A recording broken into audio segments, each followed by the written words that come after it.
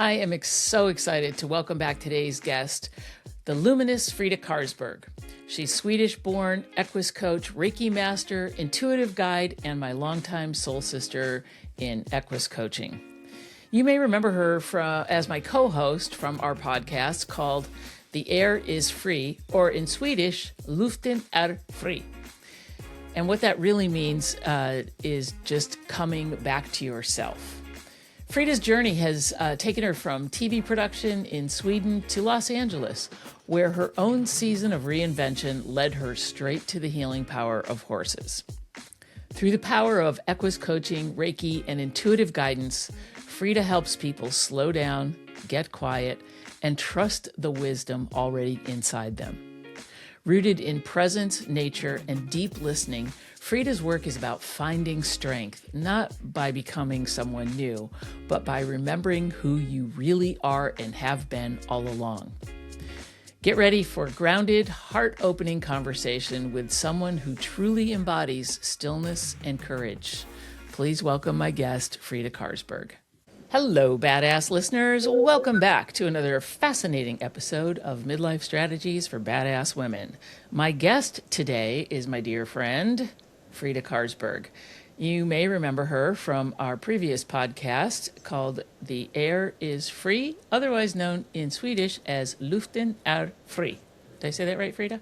Yes, you did. I love your Swedish. That's about all I know in Swedish. Oh, don't say that. You know so much more. Good morgon.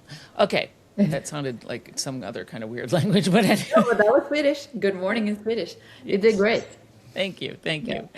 So I'm excited to have Frida. She was on the show, one of my earlier episodes on this show, and I'm excited to have her back. She is a fellow equus coach. I don't know what the female term for fellow equus coach. She's also an equus coach, and she does so much more. I love the work that she does, and I wanted to bring her back on to talk about how her coaching and her current offerings have evolved over time. We've known each other for a few years now. We met in equus coaching, facilitator training, and we've done some retreats together. And she's just an amazing, beautiful person, and I'm happy to have her on the show today. So Frida, welcome. Wow, thank you so much. That was I love that intro. Can you say that every morning when I wake up, please? It will be recorded, so you can just cut it out and play it over and over again. Awesome. I love it. Thank you so much, Sue. I'm so happy to be here with you today. Yeah, I'm so excited because I know that you have your practice and the different modalities that you work in have been evolving over time. And I have worked with you. You have done some Reiki work with me, and it's also intuitive. And I love the kind of how you blend everything together. So if you could just for folks that don't know you, that are new to my podcast, new to you and your work, give me a little bit of background, if you don't mind.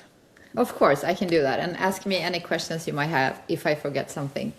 But, so I started off, should we take it from the beginning? Yeah, you can. Yeah. I mean, not from when you were born, because that's too long. That's so long ago. 11 years ago, I moved to the U.S. from Sweden, and I used to work in TV production. And moving here was like, okay, what do I do now with my life? I had to kind of reinvent everything. I also had my first child, and so many changes. Anyway, I went to the barn and started to pick up horseback riding again, and I realized how healing horses are, and you know all this, but it's amazing what they can help us understand about ourselves. And then I decided that I wanted to do something with horses and humans and healing. I didn't really know what, but I was like, okay, I will find my way eventually. And I did find it, and I became an equus coach, just like you, Sue. And I started doing the work with the coaching and the horses, and little by little, you know how it is when you have recently just certified in a new profession, and you want to do by the book, and I don't want to do this because it could be wrong and all that stuff. So I think where do I want to go with this? Well, I think that it took me a couple of years to feel so confident in what I was doing and what I was feeling. It was like a long, how do you say it? Like a long start before I realized I can actually weave in the intuitive work into the horses work. So I think the universe kind of like knocked on my door several times, and I'm like, no, what is this? This is weird. I'm just going to keep on going and doing the work that I'm supposed to do. Yeah.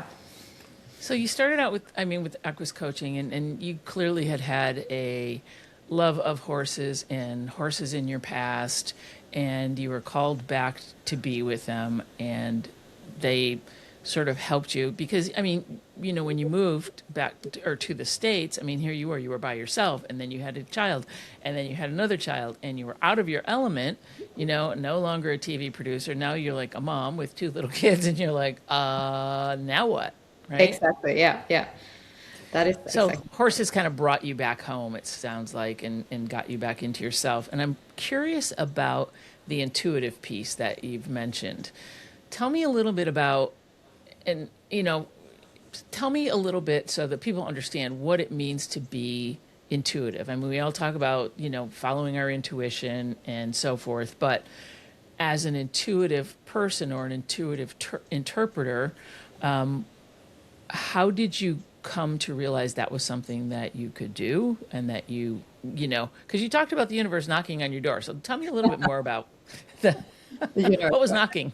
Yeah, everyone's knocking. No, but okay. So just a little background. I think growing up, when I was like a child, I was always scared of the dark. I always, had stories about, seeing things and feeling things, and but that scared me at a time. So I think I kind of like put a lid on it. And then also when I got older, like in my late teenage years, I was working at this very old cafe that was like, back from the like 11th century. Oh, and I was, that was very old. In the old town in Stockholm. And, just walking down in that basement gave me like the creeps, because I felt like so many things going on, and and I couldn't really explain it to people, and I think my parents were like, whoa, weird, that's not, there's no things like ghosts. So I kind of like always have felt a presence of something. But I think I've been too scared. I've been also told that it's just like humbug, it's like it's not true. So I think it's always been around, but I haven't been able to put words on what it is. Mm-hmm. But doing the equus coaching, going back to the horses, spending a lot of time in nature, and also maybe honoring my body and what the body is talking about and telling me, like slowly brought out the intuition that I think we all have. And I think when you start to believe in your intuition and your gut feeling, or however you want to phrase it, things open up for you.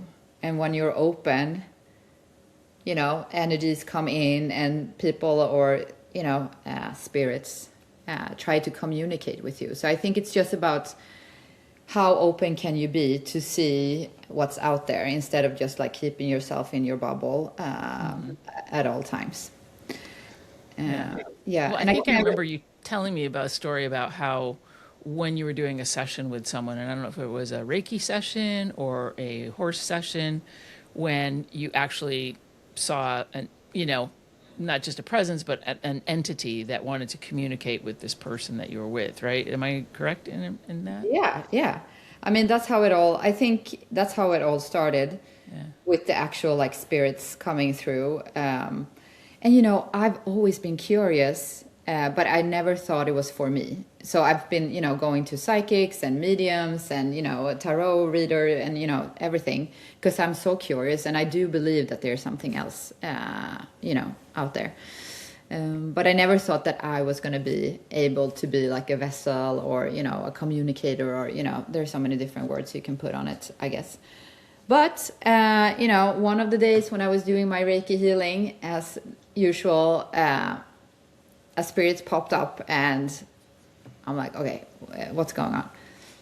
There's a man in the room, and he's trying to tell me something. So I think I was kind of like in shock for a minute, but then I'm like, hey, okay, so what do I know? I know, like, if something keeps on repeating itself, I think, there's a message here. So that's how I decided to start working with this. So I said to myself, if the spirit or the message or the symbol comes through 3 times, that means it's, something.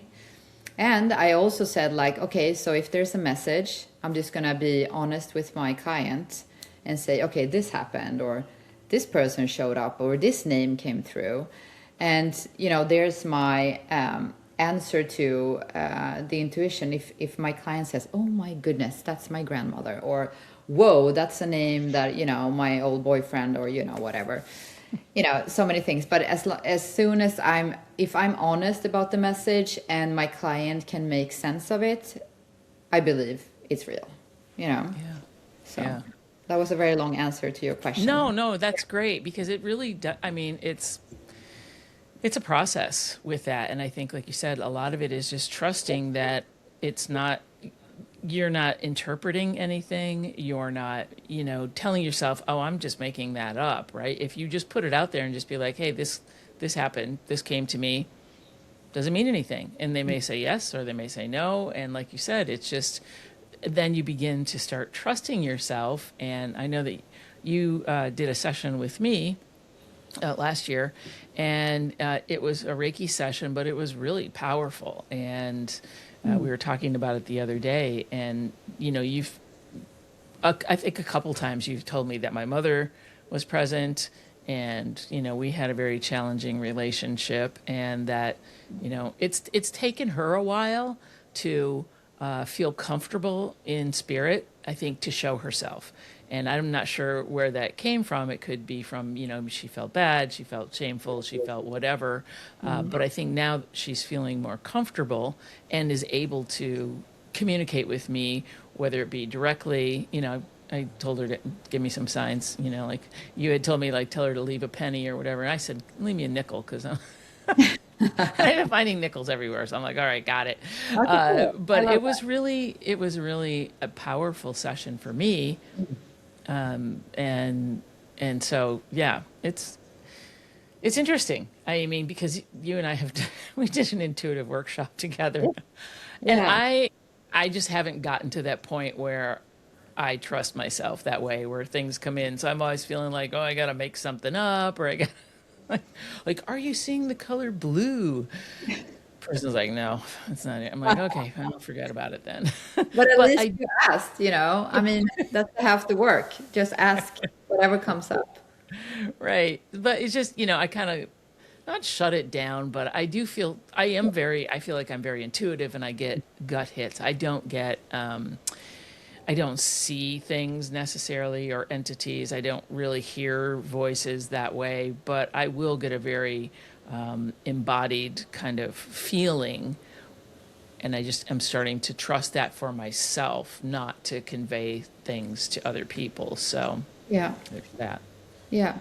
I mean, it sounds like it's all normal, Sue. And it's like, it takes some time. And I think the key is, like, trusting your intuition, and, don't worry so much of the outcome. And, I had to, like, put all that away because sometimes, I can get, like, hits with names or, like, a letter, but it doesn't always, I can't hear fully, so sometimes I'm like, Betty, I don't know. And then people are like, I don't know.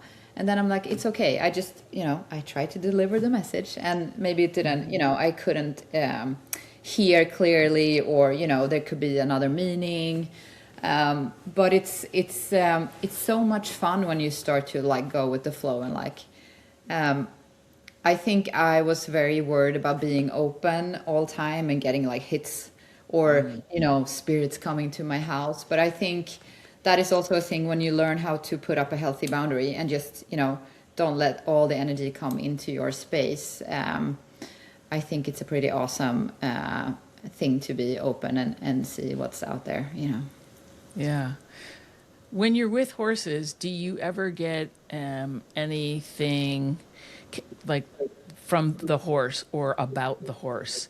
Obviously, if you, and I'm not talking about communicating directly with the horse, but anything like, do you ever get any hits from like what might have happened to a horse in the past? Do you know what I'm saying? Like if they had suffered trauma or anything, are you ever get any of that kind of feedback or that kind of input? No, I do not. I'm not, I can't, I mean, I can read, I can kind of like sense things with horses, of course, but it's not like I'm an animal communicator. Right. I wish I were, though. That would be so cool. Because, it would be interesting to be able to have a proper conversation with the horse and understand why things are happening. And, but no, I cannot. What about you, Sue? Do you communicate with the horse? Yes and no. I think we both do to a certain degree just because we are in energetic spaces with the horses. So we're going to pick up on something. But I was just more curious about like, if you're working with a person, you may have an entity or someone in their past that came forward and, so I was just curious about that. But I think you can work on the animal communication thing for sure. I think Maybe. you have it in you. Come on now. Maybe that's my next step. Yeah. Well, it's also intertwined, right? Yeah. I mean, of course. Yeah. Yeah. And now I've been lucky enough to work at the same place for several years. So I kind of like have gotten to know the horses there, and I can kind of like, it's almost like you have like, okay, I know what you're going to, help out with, or like, they're coming in this, the second I'm kind of like, okay, I wonder if this is going to happen now. And then, that happens. But I think that's also because I know, and the horses that I work with are so intuitive, and, they're always doing the exact, thing that I think is needed for my client, which is pretty awesome. That's pretty cool. So basically you were just doing equus coaching previously, and then you got into Reiki. So tell me a little bit about, your offerings, how you work with people. What do some people come to you just for Reiki? Do they come to you for Reiki and equus work? Or tell me a little bit about how you work with people. Yeah, it's so funny when you say it like that, because I feel like I'm a one-stop shop for, healing needs. Why not? No, but so yes, I do have clients that only come and wants to do the horse work. And, I honor that. And then we just work with the horses. I don't open my channel or anything. I just keep it, which is awesome too. I love that kind of work. And then I have my Reiki clients that come to see me just for Reiki or just for Reiki healing. And that is either they come to me or the ranch, or I also come to their houses if they can't travel.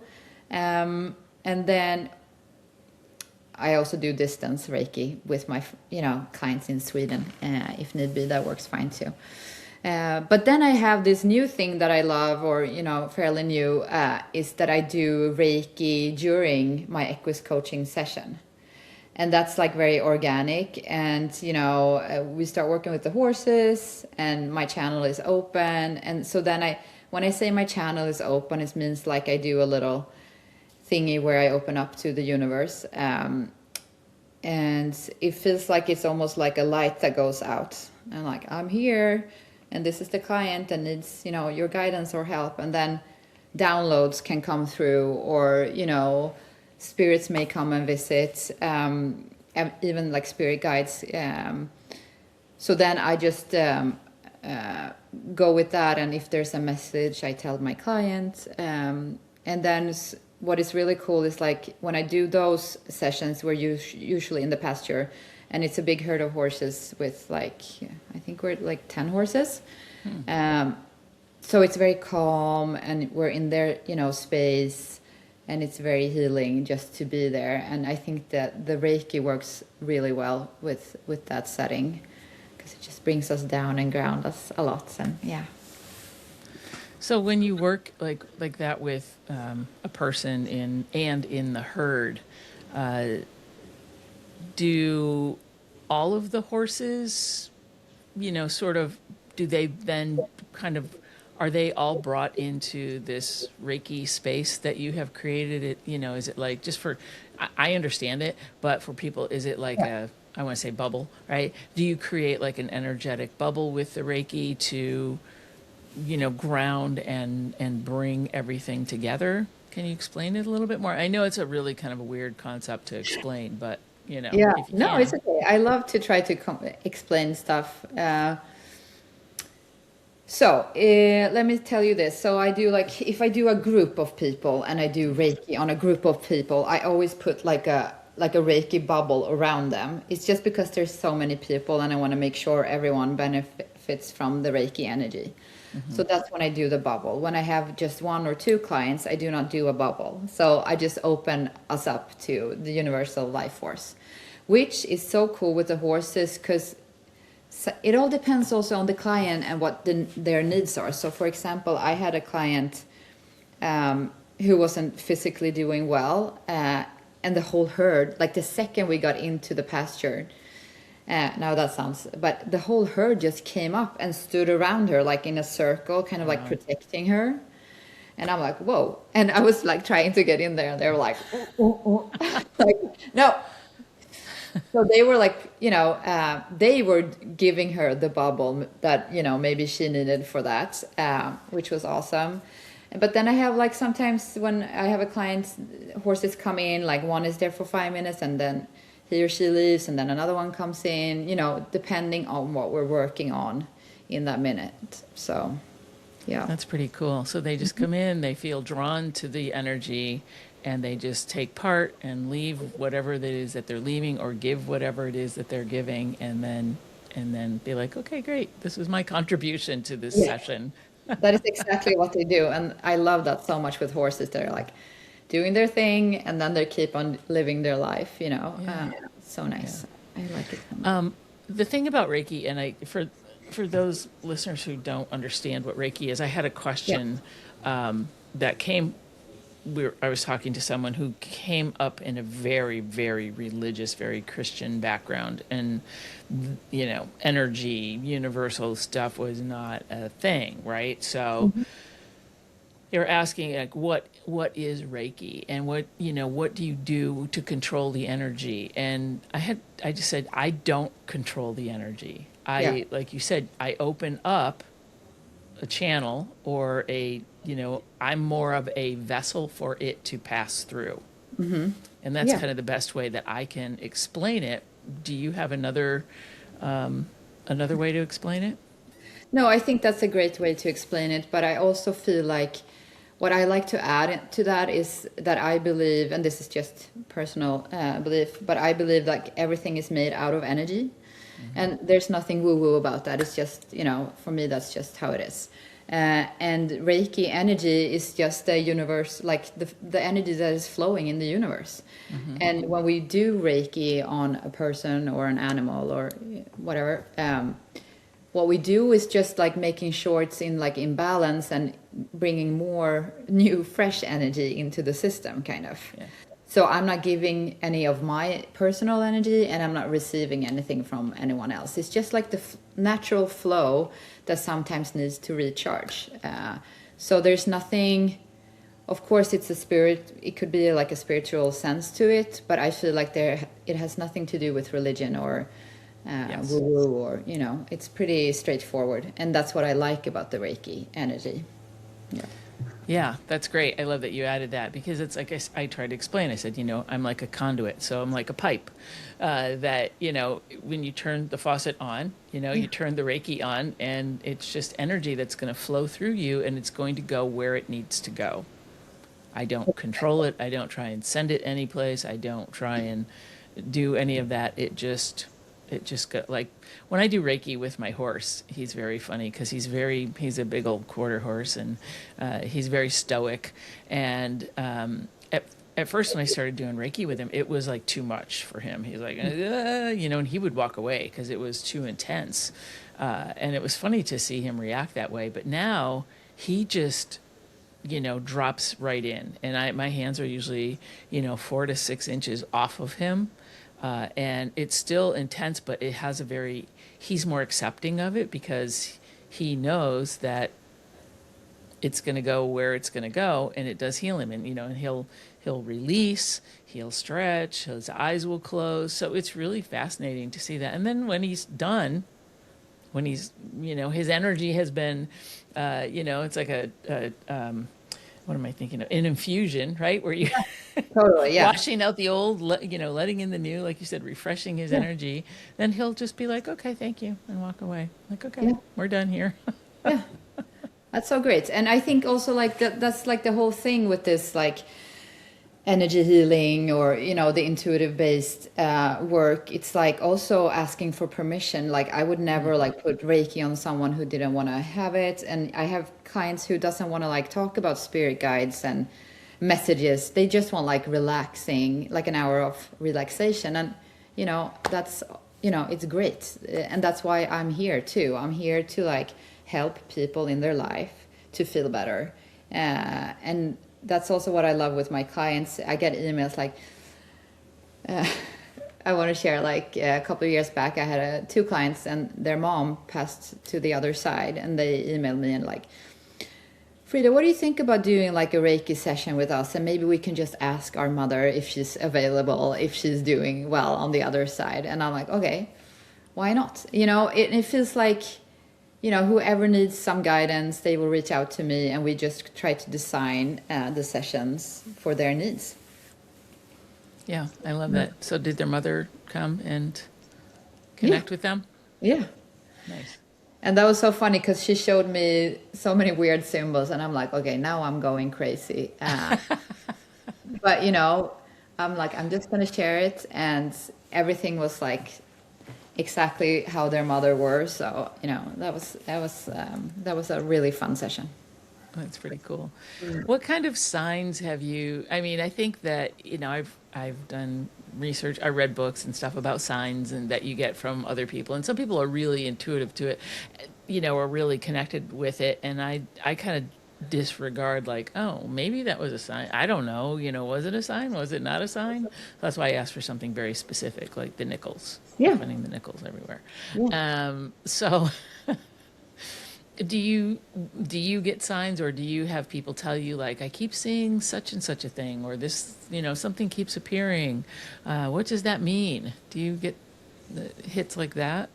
For myself, not so much. I guess that's the blind spot. Like when you work with this, it's kind of like for everyone else and not for myself. But I do have my grandfather.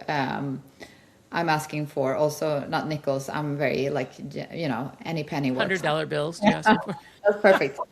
No, so I think also the signs are a way for us humans to just kind of like reassure ourselves that we have guides around us. I think it's a lovely way to communicate with loved ones that have passed.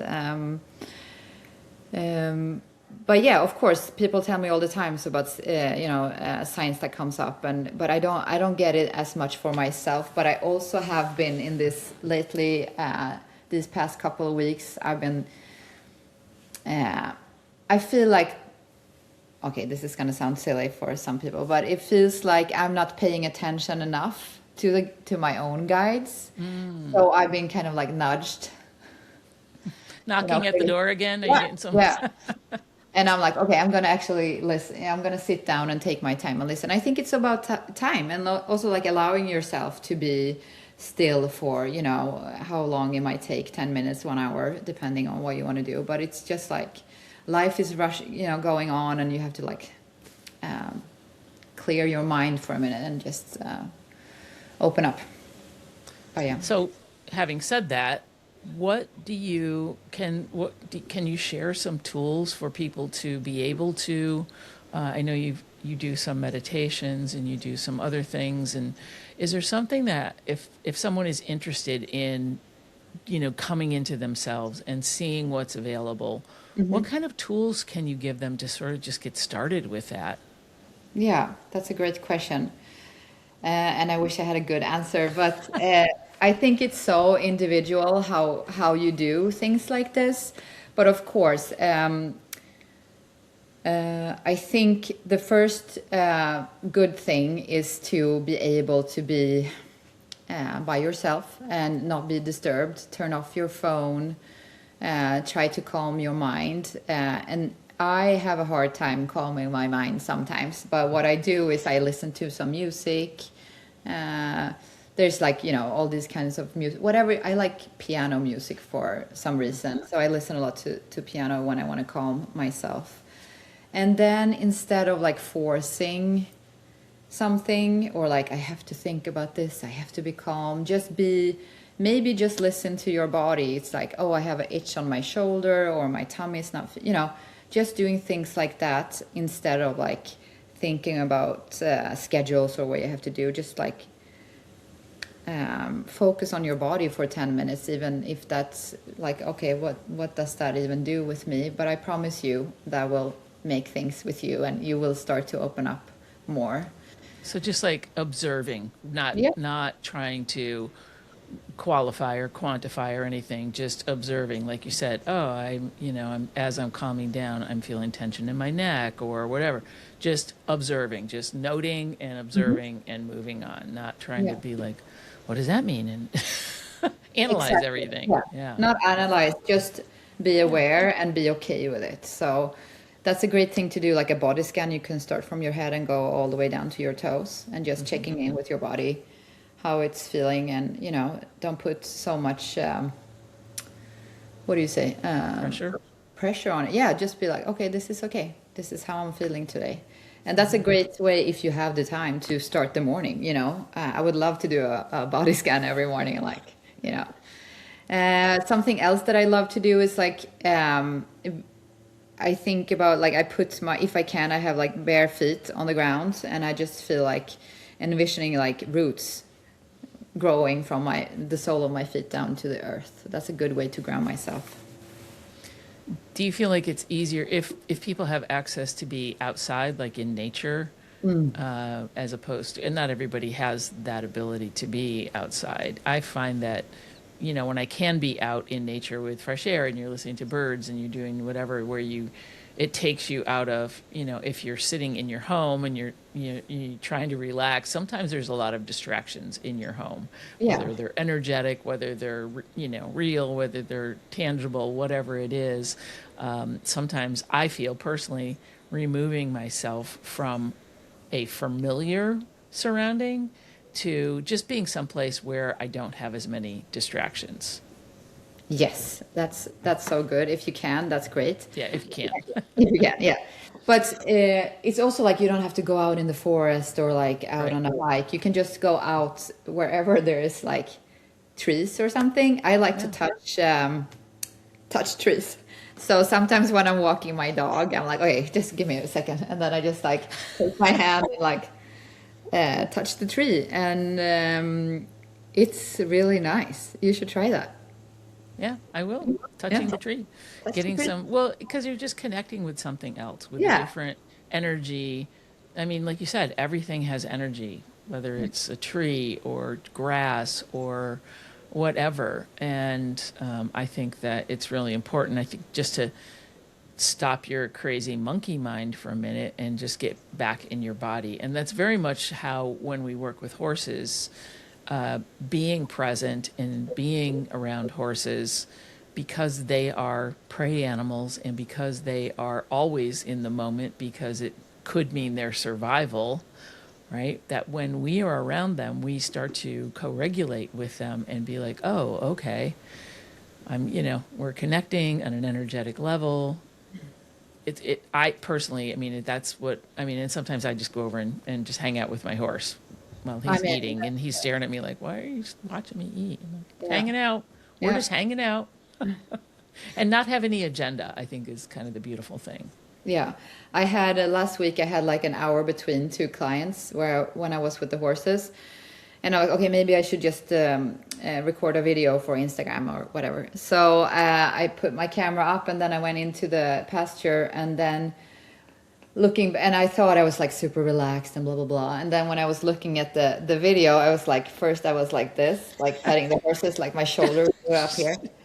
But then I noticed that the horse like side out made that sound and I could see my shoulders drop. And that was like so good for me to notice. Because, you have blind spots yourself and you think you're relaxed and grounded, and then so it took me a good couple of minutes, but then I was like, oh, so nice. Interesting. Yeah. And that, like, the horse released, you released, everything happened. Yeah. That's really cool.